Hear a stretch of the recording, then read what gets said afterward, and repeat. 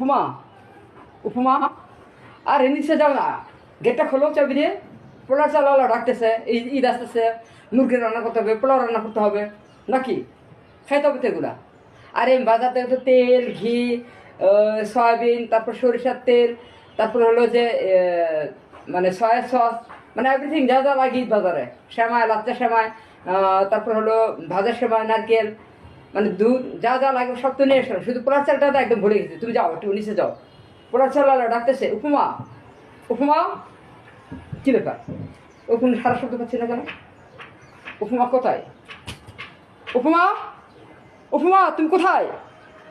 না, ও তো এবার চুপ থাকার মানুষ না। ও কোথায় দেখি তো। উপমা, কাজ একটু দেখে শুনে করবো না? হঠাৎ করে হাতটার মধ্যে ব্যথা পেয়েছো, এখন এই যে মাছ টাছ কে কাটাকাটি করবে বলো তো? ঈদ বাজার এসে গেছে আমার ঘরটার মধ্যে, কে করবে? এখন খালাও তো আসতেছে না।